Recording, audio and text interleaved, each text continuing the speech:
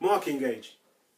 Problem with a marking gauge when you're doing doors, hinges, is that you don't get the allowance to set the depth of the hinge.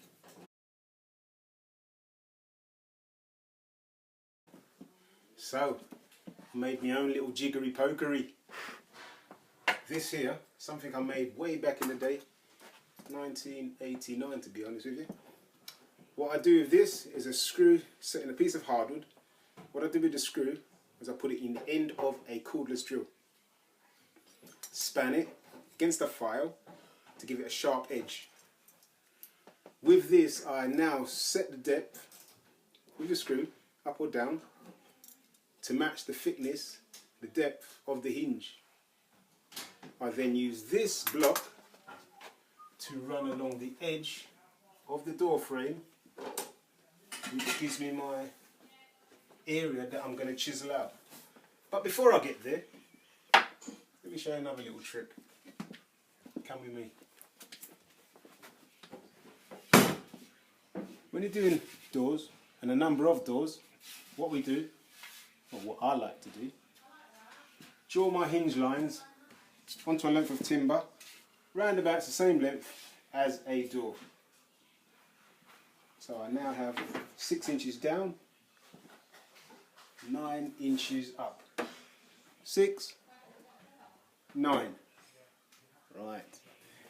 I can then transfer with the top flush to the top of the door.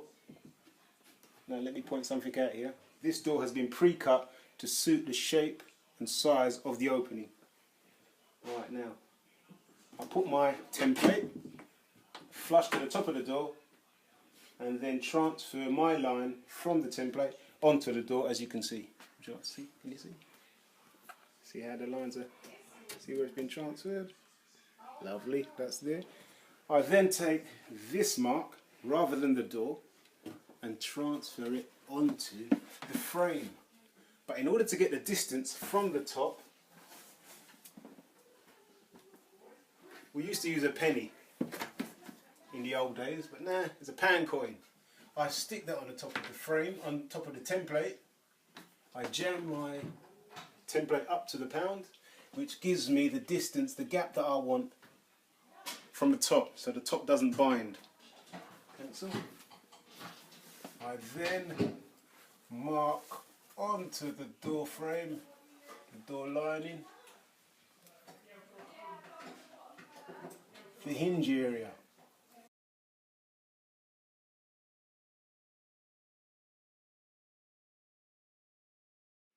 Here's another little tip I learned when I was in college. In order not to have my scribe line pass the point that I want, if you punch it into the finished area, punch a little hole, then I start at the beginning of what I want scribed, draw it along, it drops in and stops. There you go.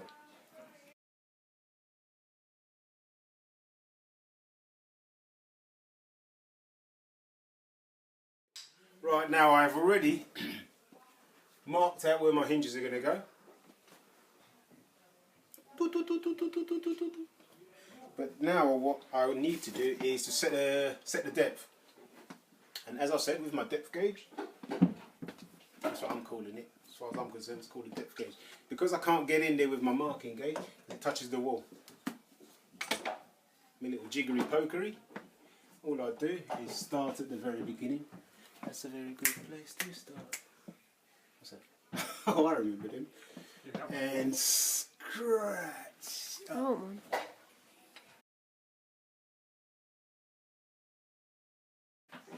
And do the same thing on the bottom. And there you have it. Then you have like 8 of them. And here we have the door hanging in place. Markings, everything lined up lovely. You can see. Hinges sit flush. All the gaps are just as desired.